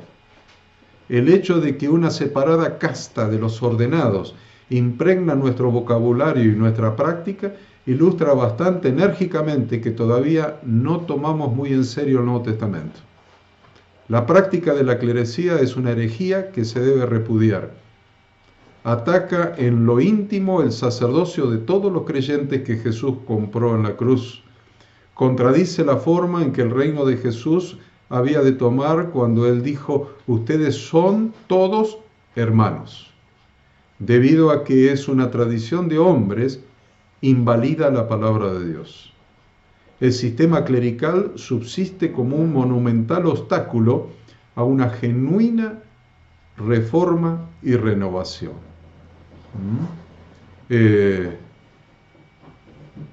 Ahí les cito el libro de donde está sacado ese párrafo. Vamos a sacar la conclusión de este capítulo. Con esto hemos hecho la introducción. Vamos a sacar una conclusión. La conclusión es la siguiente. Es cierto que una iglesia local requiere un mayor compromiso relacionado con el aporte de fondos durante el tiempo de su plantación, es decir, al principio. Es durante ese tiempo que se requieren los mayores gastos, con escasa cantidad de miembros aportantes. Los miembros aportantes muy poco, pero los gastos son muchísimos. Entonces, a muchos plantadores se les hace muy cuesta arriba el esfuerzo que significa dedicar a la nueva obra una gran cantidad de tiempo que normalmente podrían estar dedicando a trabajar, a ganar el pan de cada día, suyo y de su familia. Sin embargo, tienen que dedicar todo ese tiempo a la obra. Sumado esto a los gastos iniciales, tales como la compra del mobiliario, las sillas, instrumentos musicales, equipos de sonido, etc. A veces los hermanos prefieren comprar un lote de terreno y edificar su lugar de reuniones en lugar de alquilar, por ejemplo, y hay un gasto inicial monumental. En otros casos, cuando la casa en la que comenzó la nueva iglesia local ha quedado pequeña, el alquiler del lugar de reuniones constituye también un egreso significativo para la naciente congregación. También podemos afirmar que es correcto que los miembros de una congregación asuman un férreo compromiso con el sostenimiento financiero de la congregación. No hay duda de eso. Eso es lo que corresponde. En una familia son todos responsables de que no haya carencias ni necesidades, o sea que todos los miembros son responsables. Es algo bíblico y moralmente obligatorio suplir las necesidades del plantador. Lo voy a repetir. Al plantador le llamamos apóstol o enviado o misionero. Plantador le decimos en nuestro ministerio. A ver, pero les voy a repetir esto para que tomen nota, por si se confundieron en toda esta introducción que hemos hecho. Es algo bíblico y moralmente obligatorio suplir las necesidades del plantador, que ha sido enviado a plantar iglesias nuevas donde no las hay. El apóstol Pablo expresa su gratitud a los filipenses sobre este particular, sobre este asunto en particular, asegurándoles que lo que le dieron una y otra vez para sus necesidades constituye fruto que abunda en la cuenta de ellos en el cielo. O sea, sí es obligatorio suplir las necesidades del plantador, sí, no hay duda. Y mira lo que dice Pablo a los filipenses, que lo que le dieron una y otra vez es fruto que abunda en la cuenta de ellos en el cielo. Hay una cuenta en el cielo, ya vayan tomando nota de esto, porque vamos a ir profundizando cada vez más este tema del dar bíblico. Y tome nota que hay una cuenta en el cielo, y es una cuenta donde se acredita dinero. Es una cuenta donde se acredita dinero. Ya vamos a llegar a eso dentro de 2 o 3 clases más. Entonces, dice que todo lo que le enviaron, él lo recibió, y que ese dar de los filipenses es olor fragante, sacrificio acepto, agradable a Dios. Y les hace la promesa de que su generosidad en el dar traería como consecuencia que Dios pues supliría todo lo que les falte conforme a sus riquezas en gloria en Cristo Jesús. Tienen la cita bíblica al pie, el texto copiado completo. Asimismo, en el capítulo 9 de su primera carta a los Corintios, el apóstol Pablo realiza una encendida defensa de sus derechos como apóstol, estableciendo varios principios que debemos tener en cuenta en relación con el ministerio, incluyendo de manera muy especial el sostenimiento financiero. Vamos otra vez. En el capítulo 9, dijimos, de 1 Corintios, entre el versículo 3 y el versículo 14, Pablo hace una encendida defensa de sus derechos como apóstol, estableciendo varios principios que debemos tener en cuenta en relación con el ministerio, incluyendo de manera especial el sostenimiento financiero. Dice en el versículo 3, 9:3, contra los que me acusan, esta es mi defensa. ¿Acaso no tenemos derecho de comer y beber?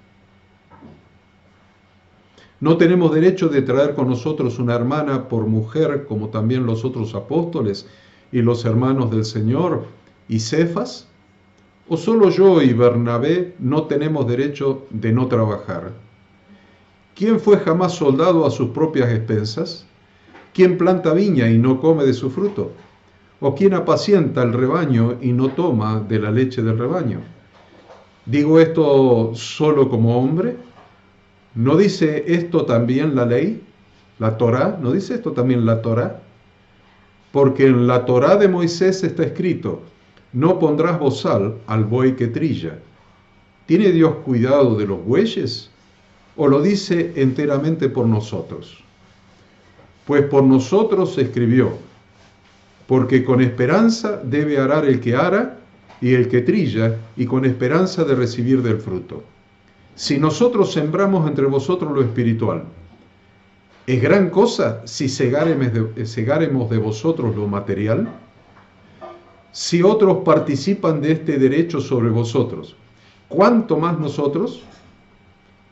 Pero no hemos usado de este derecho, sino que lo soportamos todo, por no poner ningún obstáculo al Evangelio de Cristo. ¿No sabéis que los que trabajan en las cosas sagradas comen del templo y que los que sirven al altar del altar participan? Así también ordenó el Señor a los que anuncian el Evangelio que vivan del Evangelio. Muy interesante ese pasaje. En esta introducción donde hemos tocado un montón de tópicos, un montón de temas y hemos dejado abiertos solamente inquietudes, no respondimos nada, solamente dejamos abiertas inquietudes. Es interesante incorporar también este pasaje de 1 Corintios 9, 3 al 14, porque al final de esta materia todo este gran lío tiene que quedar en perfecto orden en su conocimiento. Algunos han afirmado que el sostenimiento a través de ayuda económica quedó claramente establecido en el Nuevo Testamento, pero solamente para los apóstoles itinerantes. Dicen, no, está claro el sostenimiento de los ministros, está claro el sostenimiento, la ayuda económica está clara, pero no es para todos, es solamente para los apóstoles itinerantes, los que viajan, digamos.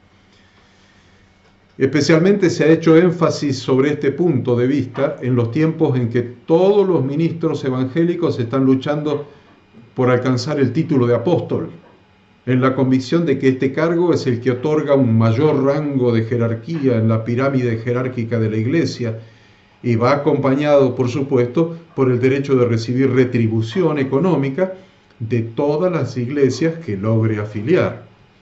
Entonces, ¿ven?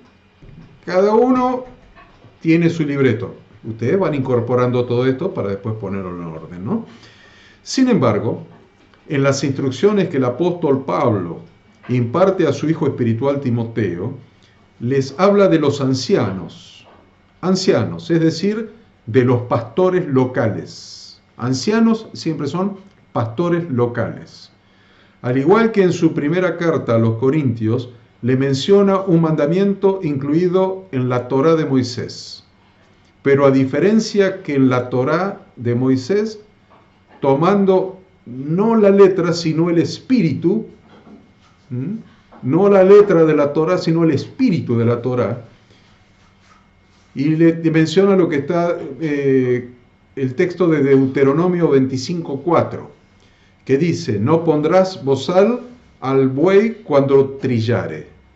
Eso dice la Torá, no pondrás bozal al buey cuando trillare. Y eso es lo que toma el apóstol Pablo.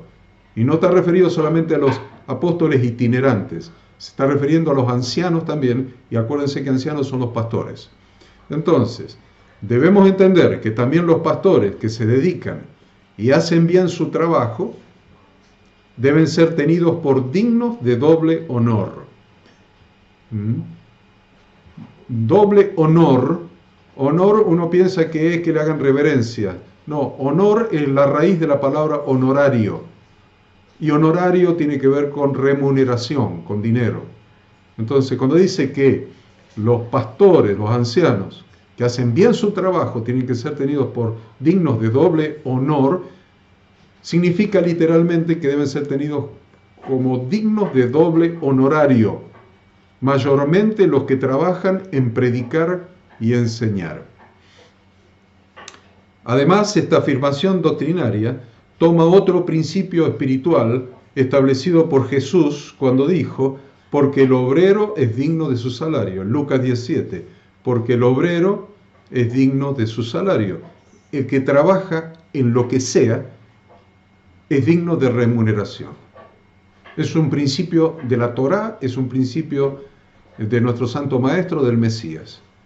El que trabaja en lo que sea que trabaje, el obrero es digno de su salario. Entonces, enunciando este principio para los ancianos locales, 1 Timoteo 5, 17 y 18, dice, los ancianos que gobiernan bien sean tenidos por dignos de doble honor. Gobernar ahí no quiere decir ser el intendente, el gobernador, el presidente, significa administrar. Gobernar es una palabra que tiene relación con administrar. Entonces, los ancianos que administran bien sean tenidos por dignos de doble honorario, mayormente los que trabajan en predicar y enseñar, pues la Escritura dice, no pondrás bozal al buey que trilla, y digno es el obrero de su salario. 1 Timoteo 5, 17 y 18. Si bien el Nuevo Testamento se opone muy claramente a la formación de una casta clerical y a la división del cuerpo de Cristo entre clero y laicos, por otra parte, reconoce ministerios especiales designados por Jesucristo para capacitar a los miembros de la Iglesia para que funcionen en sus dones. Estos ministerios especiales son apóstoles, profetas, evangelistas, pastores y maestros. Efesios 4:11. En particular, la Biblia habla con mucho respeto y cuidado acerca del ministerio de los ancianos. ¿Cuál es el ministerio de los ancianos que la Biblia menciona con tanto respeto? Obispos, diáconos y pastores. Obispos, diáconos y pastores. Sobre el particular enseña en Hebreos 13:17, un texto que yo les mencionaba anteriormente, donde dice: obedeced a vuestros pastores y sujetaos a ellos, porque ellos velan por vuestras almas, como quienes han de dar cuenta, para que lo hagan con alegría y no quejándose, porque esto no os es provechoso.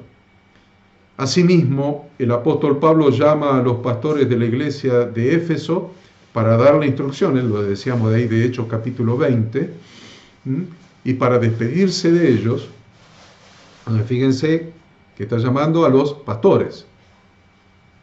Cuando está en Mileto y los llama desde Éfeso para despedirse de ellos y darle algunas instrucciones. 20:17 dice: enviando pues desde Mileto a Éfeso, hizo llamar a los ancianos de la iglesia, a los pastores. 20:28 dice: por tanto, mirad por vosotros. O sea que le está encomendando que supervisen.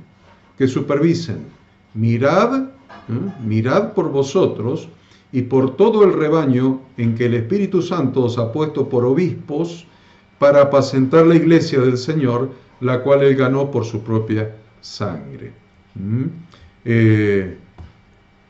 También en la Biblia se establecen requisitos para los diáconos, para los obispos, para los ancianos y para los supervisores.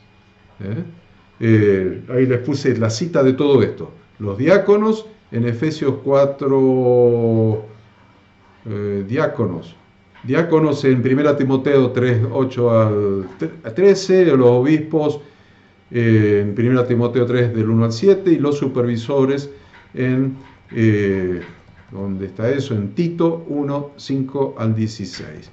Léalo, por favor, usted tiene todas esas citas transcriptas, esos textos, esos párrafos transcriptos al pie de su material de estudio.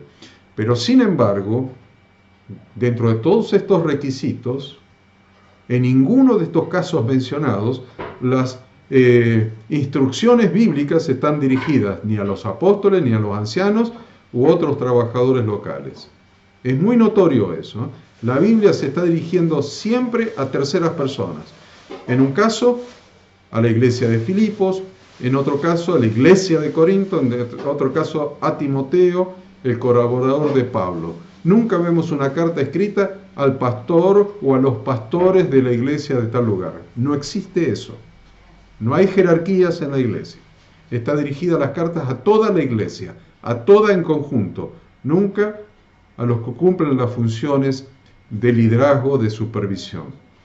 Entonces, nunca, en ningún caso, la palabra inspirada por el Espíritu Santo nunca le está diciendo a los ministros que ellos son los dueños del dinero de las iglesias locales, o que todo lo recaudado en concepto de diezmos es su remuneración y que el resto, es decir, las ofrendas, son para los otros gastos. Tampoco les está diciendo que ellos son los recaudadores o los administradores únicos del dinero de las congregaciones y que por consiguiente pueden hacer con lo recaudado lo que les venga en ganas. No existe en el Nuevo Testamento.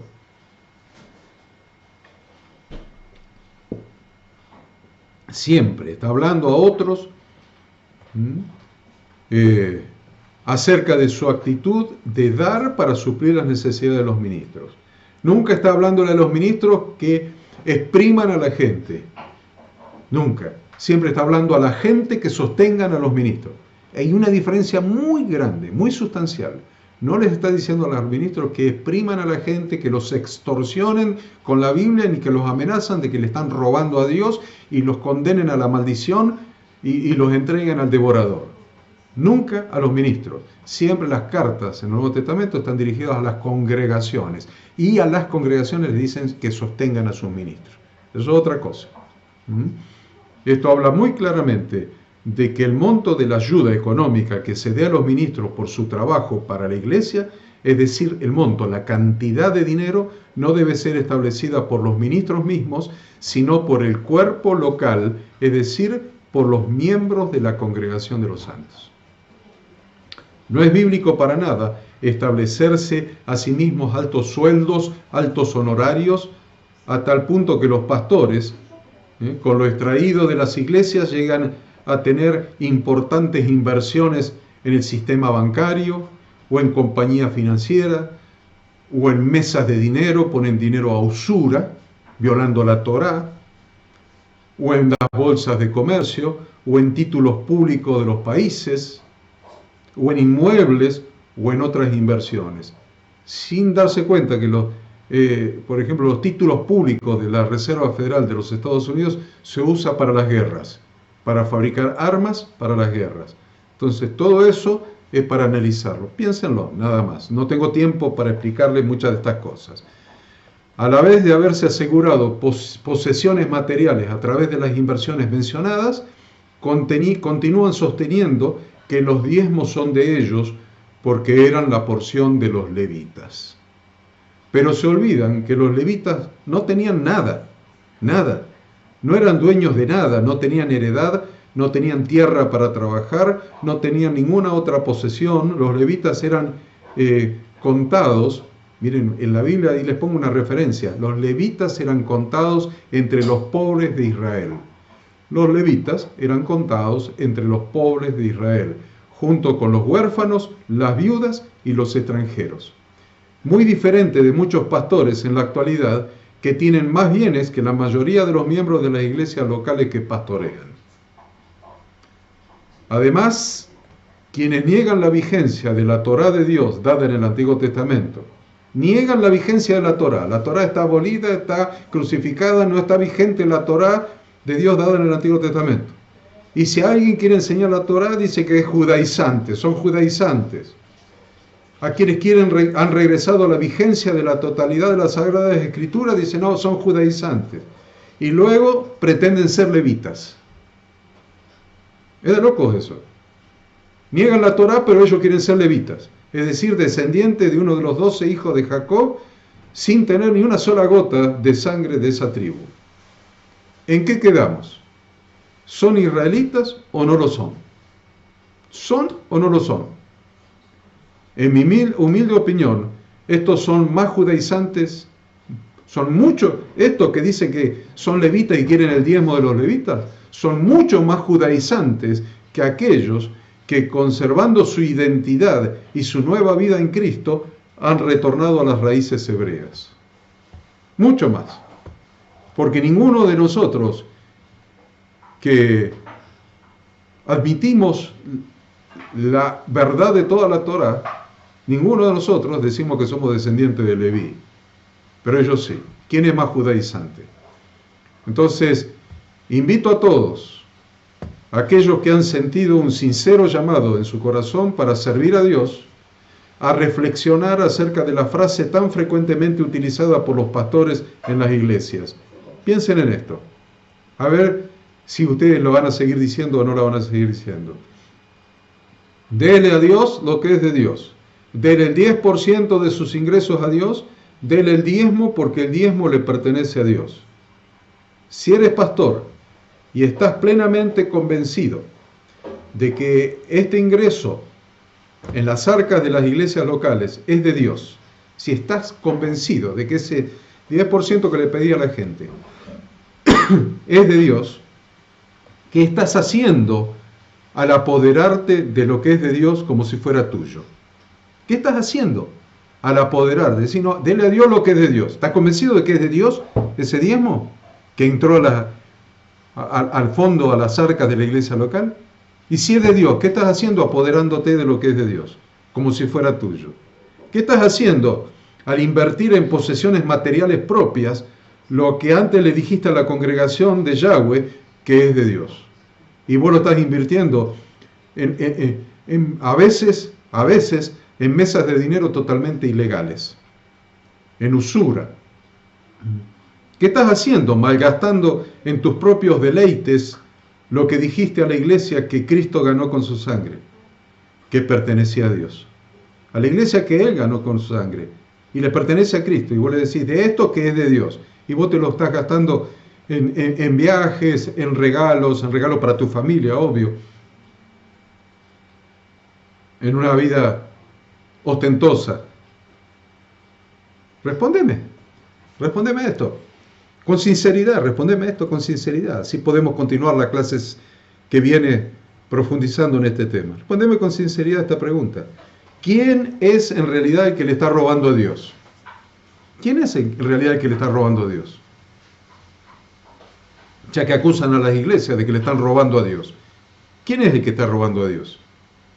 Muchos pastores actuales no tienen temor de Dios al acusar al asalariado, al huérfano, a la viuda y al extranjero de haberle robado a Dios porque no trae sus diezmos al alfolí, cuando la Biblia enseña que el diezmo establecido en el Antiguo Testamento era precisamente destinado a satisfacer las necesidades de estos pobres, sumado al levita que no tenía posesiones materiales porque Dios era su heredad. Y acusan a la viuda, al huérfano, al asalariado de que le está robando a Dios, cuando realmente el diezmo era para ellos. Deuteronomio 10, 8 y 9. En aquel tiempo apartó Jehová a la tribu de Leví para que llevase el arca del pacto de Jehová, para que estuviese delante de Jehová para servirle y para bendecir en su nombre hasta hoy, por lo cual Leví no tuvo parte ni heredad con sus hermanos. Jehová es su heredad, como Jehová tu Dios le dijo. Deuteronomio 18, 2. No tendrán pues heredad entre sus hermanos, Jehová es su heredad, como él les ha dicho. De estos pobres que estamos mencionando, que les acabo de mencionar, está hablando Dios en el contexto de Malaquías, que los pastores lo usan para su propio beneficio. Malaquías 3:5. A ver cuál es el contexto del texto mal usado. ¿Cuál es el contexto? No pueden sacar texto fuera de contexto. A ver, ¿de qué está hablando Malaquías cuando digan traigan los diezmos al alfolí? ¿De qué está hablando? Dice, y vendré a vosotros, Malaquías 3:5, para juicio, y seré pronto testigo contra los hechiceros y adúlteros, contra los que juran mentira, y los que defraudan en su salario al jornalero, a la viuda y al huérfano, y los que hacen injusticia al extranjero, no teniendo temor de mí, dice Jehová de los ejércitos. Ese es el contexto de Malaquías. Espero que en tu corazón sincero, delante de Dios, iluminado por la revelación del Espíritu Santo y lleno de la sabiduría que solamente es producida por el temor de Dios, te permita escudriñar las Escrituras. Ojalá Dios quiera que tu corazón te permita escudriñar las Escrituras con sinceridad y que puedas entender en profundidad el tema que estamos desarrollando en el presente estudio, en relación con los diezmos y ofrendas que de todo corazón aportan los santos miembros de la congregación de Dios, para que seas realmente sano, querido líder, y para bendición de la iglesia local en la que cumples la función de uno de los ancianos o pastor. De ninguna manera este estudio pretende enseñar a no diezmar, no estamos hablando de eso. No estamos hablando de eso, que quede claro. Simplemente estamos escudriñando las Escrituras para saber cómo, por qué y para qué hacerlo. Estamos enseñando de ninguna manera a no diezmar. Estamos enseñando, escudriñemos la Escritura, porque necesitamos saber cómo hacerlo, por qué hacerlo y para qué hacerlo. No estamos enseñando que los santos miembros de una congregación no deben diezmar. Simplemente estamos diciendo que cada creyente es un sacerdote en ejercicio, un miembro del cuerpo de Cristo y debe dar, pero también debe ser responsable por la administración de esos fondos. Es un miembro, no es un extraño, no es un contribuyente. Se trata a los miembros de las iglesias como contribuyentes de impuestos. No es un contribuyente, es un miembro del cuerpo. Entonces debe dar, por supuesto, pero también debe ser responsable por la administración de esos fondos. porque esos fondos no fueron dados a Dios. Eso es mentira, fueron dados al cuerpo, a la iglesia. Y como parte de la iglesia, cada miembro es un mayordomo responsable del uso de esos fondos. Espero que este capítulo introductorio les haya sido de utilidad. Es nada más que introducción para que vean el abanico de cosas que vamos a tener que poner en orden a lo largo del estudio de esta materia. Les estoy planteando el abanico de cosas que vamos a tener que poner en orden en el estudio de esta materia. Por lo tanto, deseo que Dios los bendiga. Deseo que Dios los bendiga. Les agradezco, por supuesto, por haber compartido con nosotros esta clase. Gracias por haber compartido con nosotros esta clase. Los esperamos la próxima semana para continuar aprendiendo juntos. Que el Espíritu Santo haga revelación lo que hemos hablado. Poco es nada más que definir las cosas que vamos a tener que investigar, pero que usted pueda hacerlo con un corazón sin prejuicios, sin preconceptos, abierto a la enseñanza de la palabra de Dios. Dios los bendiga. Amén.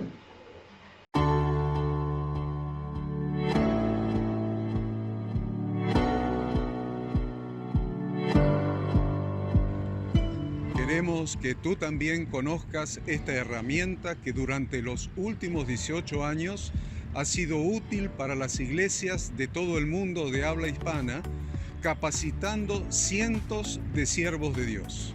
Las formas de aprender están cambiando y Ministerio Bíblico Internacional, a través de su facultad bíblica, brinda programas de formación ministerial bíblica, teológica y práctica para la multiplicación y edificación de la iglesia 100% online. Respondiendo a las necesidades de hoy, para aquellos que no cuentan con la posibilidad de asistir a clases presenciales, donde quiera que estés, en todo lugar, recibirás el material de estudio y verás las clases en vivo y on demand, accediendo a través de tu celular, PC, tablet o Smart TV. Recibe tu capacitación en las siguientes carreras: diplomado en teología para maestros de grupos de evangelismo y discipulado, licenciatura en teología pastoral, diplomado en teología y práctica ministerial para pastores, líderes y servidores. Súmate a los pastores que han organizado un grupo de estudio tutorial a distancia en la congregación con estudiantes locales y de las otras iglesias de la zona. Esta es tu oportunidad como seguidor de Cristo para comenzar tus estudios y completar tus exámenes desde la comodidad de tu hogar y en los horarios que tengas disponibles. Súmate al liderazgo de este tiempo y adquiere las habilidades, herramientas y valores necesarios para impactar el mundo con la palabra de Dios y transformar la vida de aquellos que creen al Evangelio. Para más información, ingresá a facultadbiblica.com.